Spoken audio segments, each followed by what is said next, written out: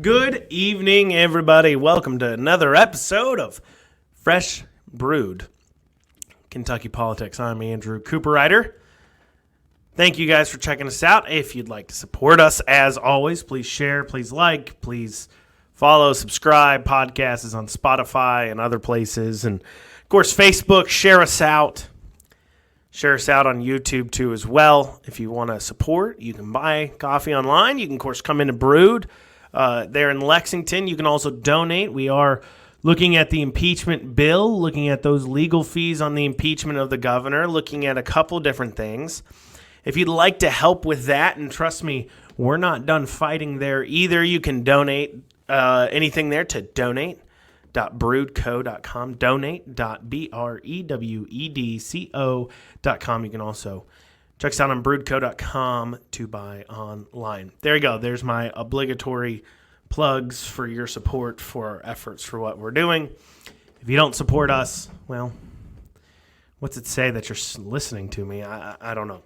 So let's break down some news for you guys. I haven't talked to you guys since Thursday last week. And I don't know about your guys' Facebooks, but on my Facebook, SB 211, Kentucky SB 211 has been making some rounds of discussion. And what mainly about it is a bill dealing with police, specifically rioting, trying to deal with some rioting situations. And you know, I think we definitely have had some rioting situations. I think the bill as it goes far as addressing that, I think that is worth addressing. I think our police officers need some tools to deal with a rioting situation. I think that needs to come with some real repercussions for rioting and destruction of other people's private property. We all have a right to our property, and nobody should be destroying that. However, there's a point of controversy amongst us liberty folk, and that point of controversy comes in, if you're looking at the bill that is SB 211, and if you're looking at the committee sub 1, if you go to, let's see here, on page 15, section E has a nice little line in it that says, basically, a person is guilty of disorderly conduct in second degree in a public place with intent to cause public inconvenience, annoyance, alarm, or wanton creating of risk. Therefore, he or she accosts, insults, taunts, or challenges a law enforcement officer with an offensive or derisive word or by gestures or other physical contact that would have direct tendency to provoke a violent response from the perspective of a reasonable and prudent person. Here's the deal, and this is of real concern. One is we all have a First Amendment right to free speech, and that means sometimes people are going to do things with that free speech you don't necessarily agree with. And sometimes one of those things is they say mean things to public servants that maybe they shouldn't say. And I will say this to anybody out there. You should be nice to police officers, mainly because the average person commits 4 or 5 crimes a day without even realizing it. And it is their discretion to not charge you with those crimes. And you should recognize that they're doing you a favor by not charging you for jaywalking across the street or whatever you're doing. So recognize that when it comes to police, they are doing some things and they are showing you some discretion. And in general, they are people. They are people. That being stated, so do not take my problem with this particular part of the bill as not support for police or telling people they should be swearing or being rude to police. And I understand we've got a big problem with these riots and these protest lines getting in the face of these officers. And I think there's a better way to approach this than to sit there and say, hey, if you accost, you insult, or taunt, or challenge a law enforcement officer with offensive or derisive words. First off, it is a very open-ended statement to make. That's a very open-ended law, and it leaves yourself to ask a lot of questions. Like, for an example, under this law, would it be now considered a disorderly conduct in the second degree if I stand outside of a police station and give it the bird? And I'm not saying anybody should do that. Don't do that. Don't be stupid. But at the same time, we have to ask ourselves if in America, somebody standing outside of a police station flipping at the finger, do we really want them to go to jail? In fact, do we really want to see a increase in charges for somebody? Listen, I don't know if anybody's ever been arrested before out there. I have not. I've not actually been arrested before, but I know I've been pulled over before for speeding, and I don't want in a moment where possibly a person could be upset because they're getting a ticket because they're having a negative interaction. And remember, guys, officers do have discretion, and there are times where people are upset. And do I really want somebody getting charged extra, getting more legal charges because they drop an F-bomb in front of an officer after they get a ticket, or they get mad at an officer? And like I said, if words are words, right? I mean, in a way, I don't want to see. Now, granted, that doesn't mean that you should be swearing at officers. Once again, I remind you, they can probably charge you with a lot of other things they're not. But I don't want to see a person who's probably at one of their lowest points. I mean, think about this. Anytime you're interacting with officers, it's probably not a really great time. And we as people have to understand, even if we're doing jobs like officers are, or I saw an email earlier that a person got back from the unemployment office where an individual from the unemployment office was mad at them because they had used, in their words, a bad tone, or they were upset in an email that they wrote the unemployment office for how long it was taking to deal with their situation. And then that unemployment officer has the nerve to respond with, "Can you please be nicer? These people have been waiting for months to get paid out their claims, and you're sitting there saying you need to be nicer. Their lives are hanging in the balance, and you got to understand that. You got to understand you may be doing your job, but to the person on the other end of the side of things, as a government employee, you have to understand that you may be doing your job, but you are greatly and negatively affecting someone else's life. And sometimes they're going to be upset and they're going to say mean words, and you just got to get over that. You just got to get over that. And sitting here saying, hey, we're going to charge you with a class 2, a second degree disorderly conduct, which, by the way, that is the thing that the ABC is accusing me of creating, disorderly conduct by ignoring the governor's orders. That's what they're accusing me of, to take away my ABC license. I don't think a person, if they're getting arrested and says mean things to an officer, should get additional charges. I think that's a wrong thing to do. I understand we need to respect our officers.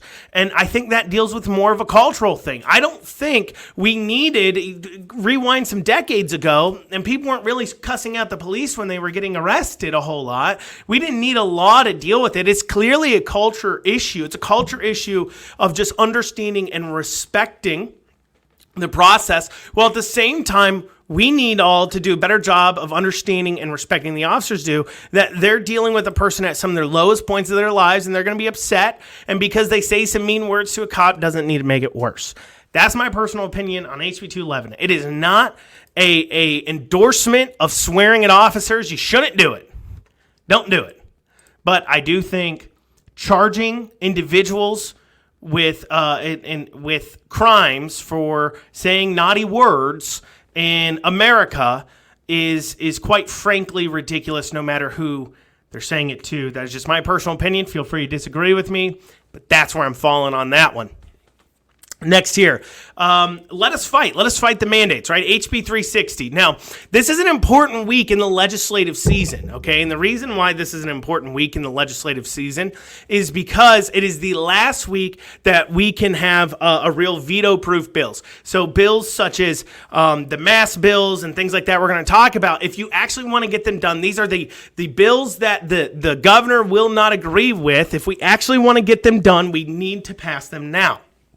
We need to pass them now because that's the only way they're going to be veto-proof over the next week.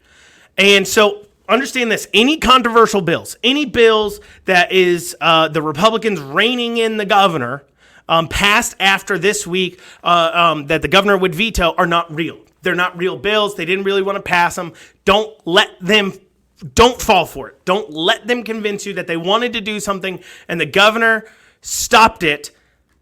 Is okay. Is that, hey, we tried, but the governor stopped it. No, you didn't. If you want to get any of these things done, you got to pass them this week. And what we're realizing is we've gone this entire session, and whether it is because of HB1 or SB1 and SB2 getting held up in court, it doesn't matter. You could keep passing these bills that rein in the governor and keep passing them and passing them and passing them and tie up the courts, tie them up. I don't care. But just keep passing laws, but you haven't actually successfully succeeded in doing anything on the COVID front for Kentuckians. You haven't succeeded at it at all, and you need to do it. And one of the most important things you can do right now for the future of Kentucky, if you want to see COVID to be fought off, if you want to see Kentuckians pushing back, if you are really a Republican that is standing for the freedom, you need to pass HB 360, which would stop the governor from being able to take the business licenses, the ABC licenses, business licenses, food licenses, any licensing at all from any business, pushing back against a mandate. This is an important tool in the chest that allows businesses like me that are willing and want and able to take a stand and say, no, I'm not doing it. And all that they can do is possibly get an injunction, and it gets real iffy from there, right? And this is why. So take our case, right? What happened? What happened is the health department took our license, and then they went to the court and got an injunction on us to stop operating. Not because of the mandates, but because we didn't have a food license anymore that they took away. So if you stop them from being able to take away the food license, now they have to prove in court that my operating of a business is somehow allegedly, which is harmful to the general health and welfare of the area, allegedly, that it is true. You have to provide proof and evidence. And as we saw with the CDC report on masking and closing of businesses, closing of indoor dining only had a measurable effect on the rise of the death rate on COVID when you get 100 days out and it's 3%, and the p-value is so high on that. Basically the CDC came out with a study that proved a small minuscule amount maybe masking and closing indoor dining helped with, thinking, hey, we proved it's helping, not realizing what they really were showing us, much like Elizabeth Warren when she came out with her 1/1000th and 24th Indian and then turning around saying, look at that, I'm actually Indian. Much the same way they came out this study saying, look at that, mass help. And the whole rest of the world looked at this study and said, oh my gosh, masking and closing of businesses didn't help. It didn't do anything. It maybe at the most resulted in a 2 to 3% reduction, at the most 100 days out. And even then that is based upon a very interesting p-value, which means that the other hypothesis is more likely.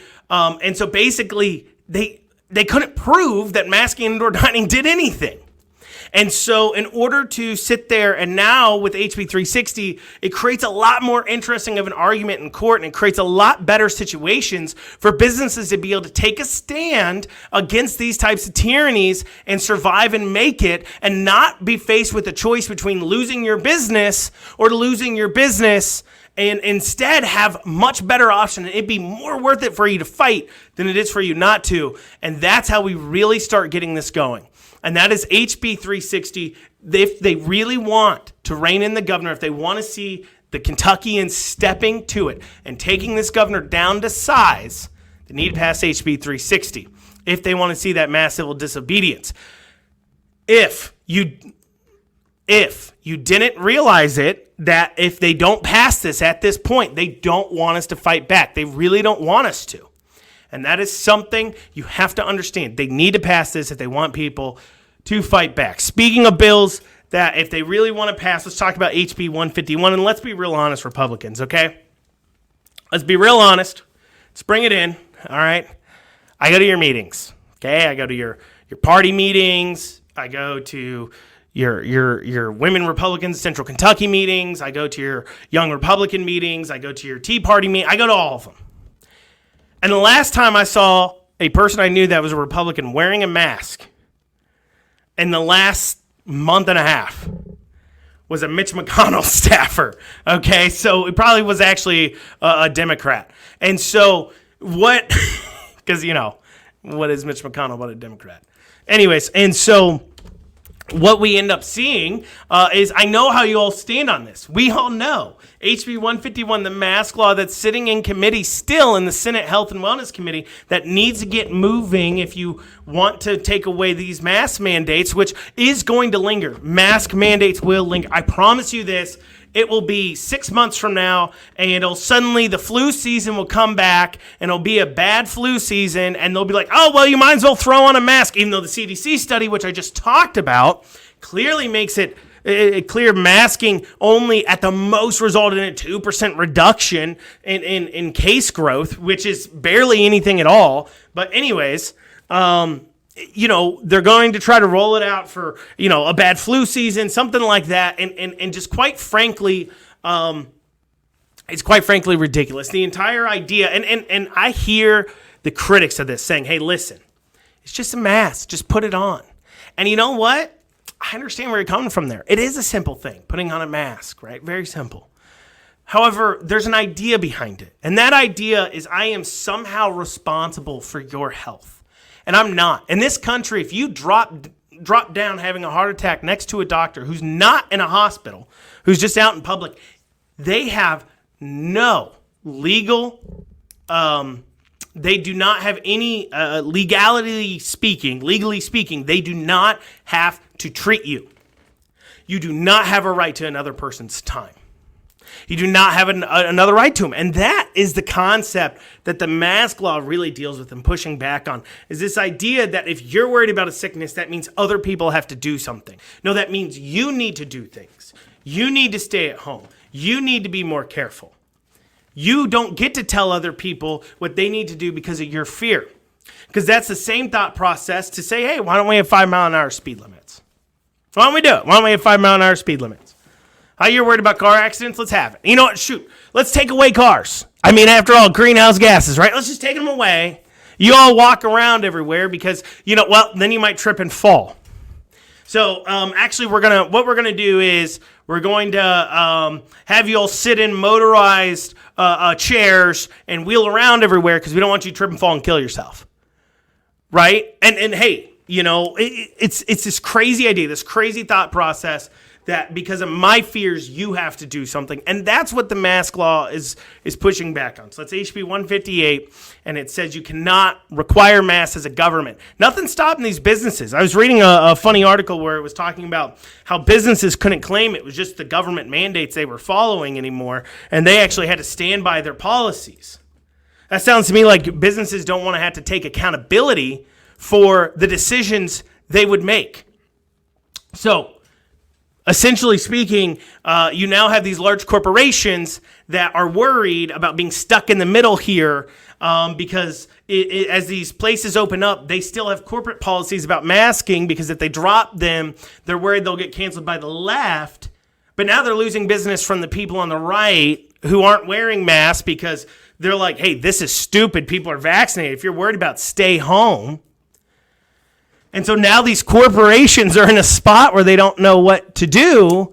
And instead of, instead of owning up for their actions, they now are whining and complaining that their buddy, the crony capitalist government, isn't there to go ahead and bail them out and give them a made-up reason, which, by the way, it was made up from the very beginning. You could just say, I see you're not wearing a mask. You must have a medical condition and never have to worry about it again. Trust me, I've had 3 mask violations dismissed. That's all you have to say. And it isn't real. You just think it is. But it's a game of misinformation, funny enough, that the government employees have played to make you think you have to do anything more than that. But anyways, and so they don't want to have to take accountability for their policy decisions and possibly lose business. And so they're asking the government to keep these mask mandates in place. That is dangerous. That is dangerous. That we've all seen these giant corporations get their ways on a lot of things. We've all seen this cronyism take place from both the Democrats and Republicans. And quite frankly, that is gross and it's disgusting. And if Kentucky doesn't want to be beholden to that, we need to pass HB 158 to say if a business wants to require masks, they can. I'm cool with that. Require masks. If you want to require masks, require a mask. I don't care. I don't care what you do. If you want to require me to wear a poncho, if I walk into your business, then require me to wear a poncho. I don't care, right? And then I can make my decision on whether or not I want to come there and put on your poncho, okay? But you don't want to own up for your decisions, so you're asking the government to make it easier on you. And, HB 158, we need to pass that to make sure that these companies are held accountable. SB 8, vaccine bill. It's cleared the House committee. It's passed the Senate, passed the House Wellness Committee. That is the no required vaccine.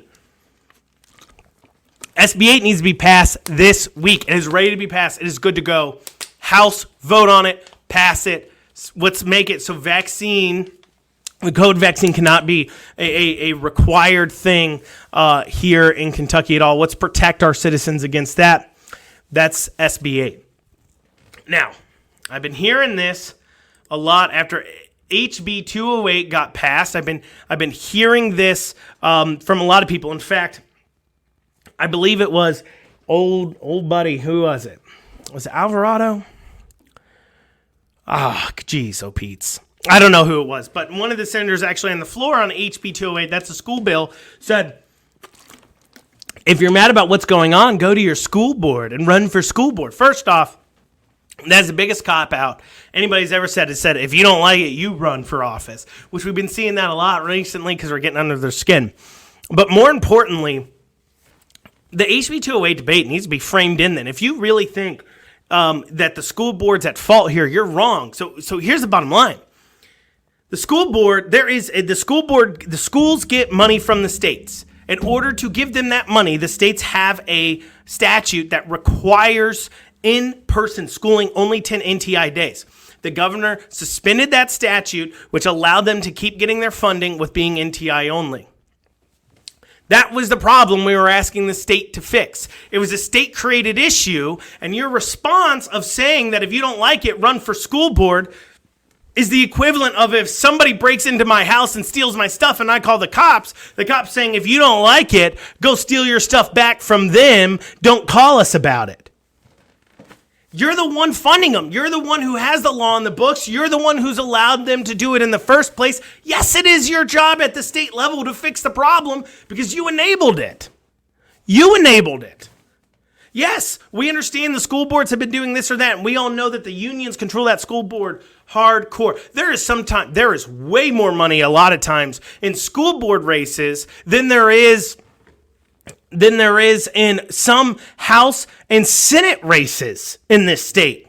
There's more money donated on school board races. It is a big money race. We're talking 30, 40, 50 grand sometimes raised, sometimes more in these school board races. It is big money for these unions. They put a lot of money behind there, right? Remember the Kentucky Department of Education or pays tons of money. Fayette County Public Schools, 20 grand this last year. And this year alone in lobbying fees, 20 grand.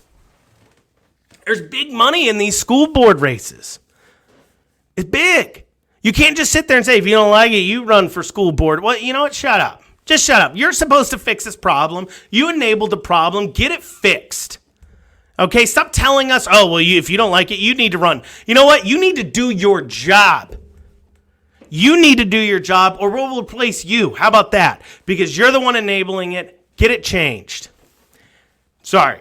I hate when I'm hearing these representatives somehow pushing the blame onto their constituents when they vote badly. You vote badly, own it.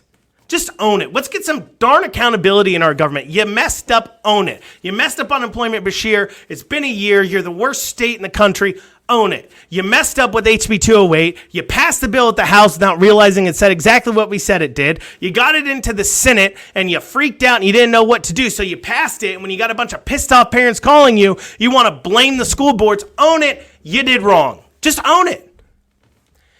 Just own it. That's my stuff on state issues. I know I covered a lot. Real quick, SB 211, no swinging at cops. That's just kind of interesting. I believe it's right now got its second reading in committee. I don't know what's going to happen with it. Who knows if it goes forward. There's definitely some constitutionality issues there. HB 360, that's about the licenses. They need to get that passed now.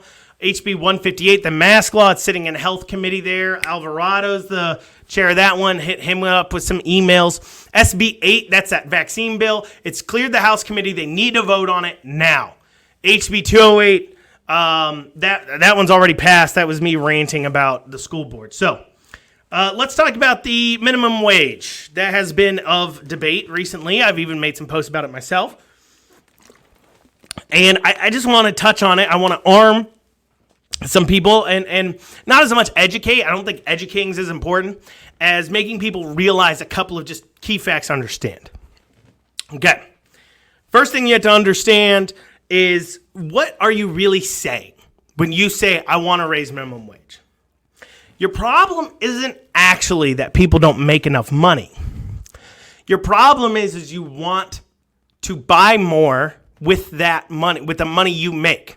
Now, the simple way of looking at that is to say, oh, I just need to make more money, and then I can buy more things. But at the end of the day, your goal is to buy more, whether that's buy more even basic things, food, housing, things like that, or whether it's more abstract things or wants like TVs and cars and things like that. You want to buy more gas so you can go farther, right? You want to be able to buy more. It's not about making more money. It's about wanting to buy more.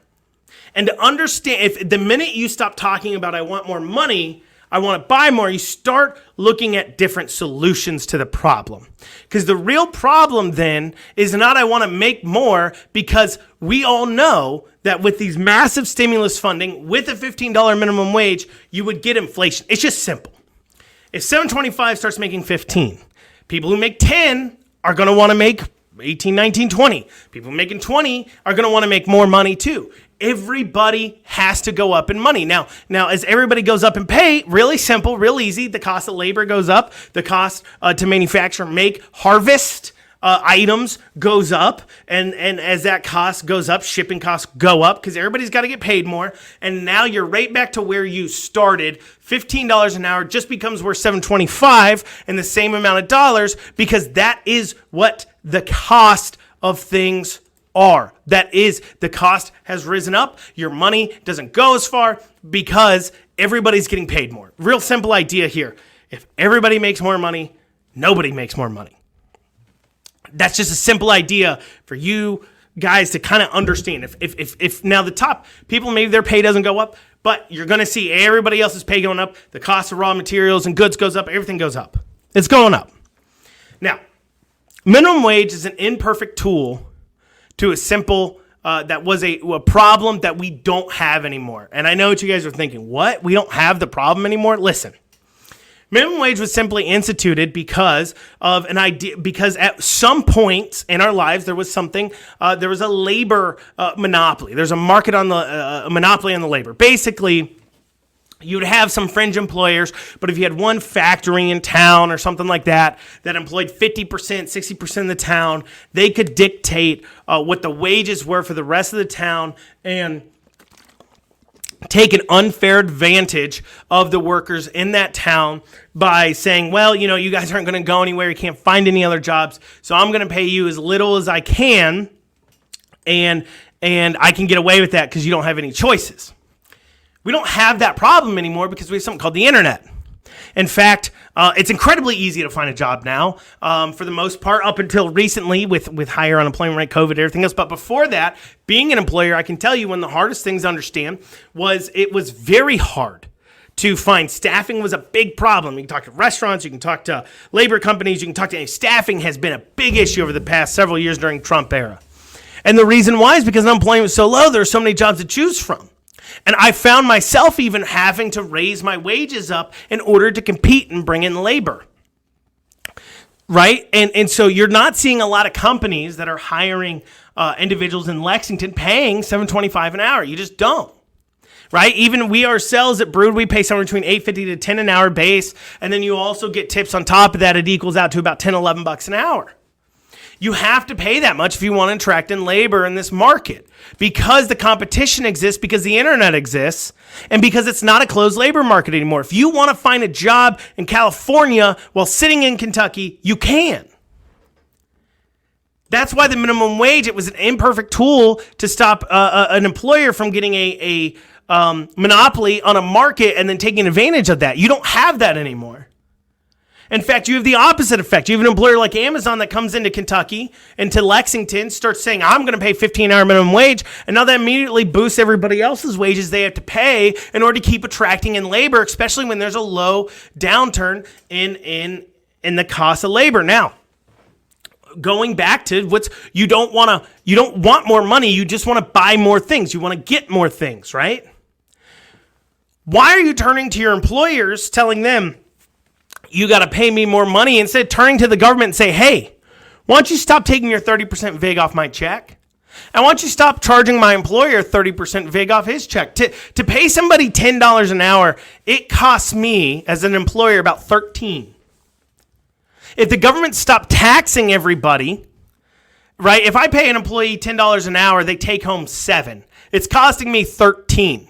If the government stopped taking income out of them and taxes from me, that would double their pay almost right away. And it wouldn't raise the cost of anything because your employer's out the same amount of money. If you want more money, you should be not turning to the government to say, force him to pay me more. You should be turning to the government saying, you, the middleman who's taking your VIG, you need to take less. Because you're artificially increasing the cost of goods and items. So on top of that, let's talk about things like a gas tax.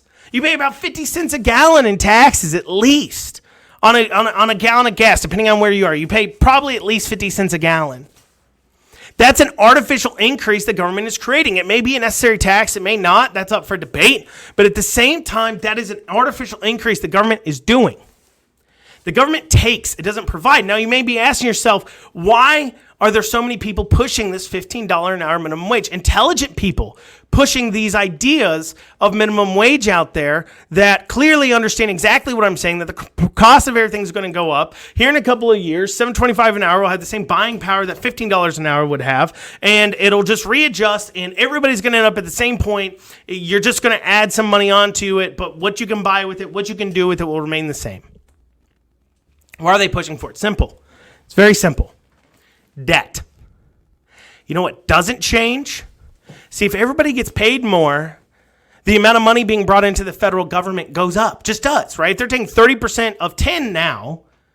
They're getting $3 plus my 30%. So they're getting $6 per hour that a person being paid 10 an hour works. Now that person's being paid 20, but their percentages stay the same, they're now getting $12 an hour for every hour that person works because they just upped the pay. But you know what stayed the same? The raw amount of debt they owe. Which means now your debt to income ratio gets a little shift. It gets shifted. And now I can borrow more and I can spend more and I can claim to solve more of your problems. Right? That's why they're pushing for it so much, because the easiest way to pay down a debt is just to make more money. And if I just start requiring these employers to pay me more money, I start getting a bigger VIG. I start getting a bigger percentage. I can pay down my debt. But that's not what they'll do. No, they're going to go ahead and borrow more. My receipts are up. I can borrow more. I'm going to borrow more money to provide no value to anybody, of course. I'm going to take my VIG, or I'll provide value that private charity can do. And I'm going to push for something that doesn't work. Proof positive it doesn't work. If minimum wage kills poverty so much, why don't these poor and impoverished countries like in Africa, South America, like in Eastern Europe, like in Asia, why don't they just put up minimum wage? Why are we talking about 15 an hour? Let's send that to the moon. Let's make it $100 an hour. Nobody needs to live in poverty. The minute somebody tells you that we need to lift minimum wage and that's what lifts people out of poverty, just ask them why it's 15. Why is it 15? And this argument that says, well, because you got to keep up with inflation and wage stagnant and growth. My argument would be, if we had been upping the minimum wage, would you have seen a bigger rate of inflation? Yes, you would have. Because once again, everybody's pay's got to go up. Part of the only reason our inflation has stayed so low might be to do with our minimum wage being so low. Considering the amount of money we're printing, I'm not saying our inflation has stayed low. We've seen some skyrocketing inflation recently. Have you been in the grocery store recently? Those groceries are getting expensive. So, minimum wage. It sucks. It's useless. It doesn't do anything. The minimum wage in Lexington isn't $7.25. Legally it is, but that isn't it. If you're an adult over 18, you're making 10, you're making 12 an hour, about. At least. On the low side. If you want to make more than that, go down to Amazon and get a job making 15 an hour. It exists. It's there. Right? That's my point. My point is it is a disingenuous argument to say you have adults in towns like Lexington and in these large cities making $7.25 an hour. The people you make $7.25 an hour in very small towns with very low cost of livings as an adult, and to sit there and say they can't afford to live on that, maybe they can. I mean, if I'm walking down the street and I'm living in a place that's really cheap cost of living, right? I mean, the people pushing for this live in large towns with high cost of livings too. They sit there and they say, I couldn't live on $7.25 an hour in this town. No, you couldn't. That's why nobody in that town gets paid $7.25 an hour. By definition, it's a living wage or you would be dead. That's all I got to say about minimum wage. It's just a real pet peeve for me because it is so simple. It is a simple argument to take down just by simply stating, why don't just impoverished countries raise the minimum wage? It's so good for poverty. Right? Why do we stop at 15? Why not raise it to the moon? Right? Nobody's got to be poor. And it's quite clear and it's quite reasonable why you don't. And it's just stupid. I'm sorry. It's a very disingenuous argument taking advantage of people who are not super intelligent so the government can in turn make more money in receipts to pay off debt / borrow more because they've got a spending problem. Right? I digress there. Once again, guys, share this out. You can donate.broodco.com. Brewedco.com. You can shop there. Come check out the coffee shop. Order online. You can get some great coffee. We do make a great cup. As far as that goes, it is warm out, iced coffee season. This Saturday, we'll be going out to Eastern Kentucky to help dig out. If anybody's ever done that before, I've done some flood relief back in the day. About 5-6 years ago, I volunteered digging out for several days down in Eastern Kentucky. I think it was a little longer ago. It was 9 years ago. I did some digging out there in Eastern Kentucky. I can tell you it's dirty work. Wear clothes you can throw away. That is devastation there. We'll be meeting at Brewed at 7:30 a.m. We will caravan down there. Where is there? I don't know yet. I'm talking to some people about their needs down there, trying to get it in place. It may just be me. It may be a bunch of people. I don't know, but show up with a shovel. Bring some stuff if you want to donate water, food, things like that. Let's get that taken care of. Because we can't say we don't need the government. Private charity can take care of it and then not take care of the people. Right? We need to step up when we need to. That's what being a conservative, that's what being about liberty and freedom means. It means people take care of each other, not because they're forced to, but because they want to. That being stated, guys, everybody have a great evening. Thank you for joining me. Share it out. Check it out on Spotify. Have a great night.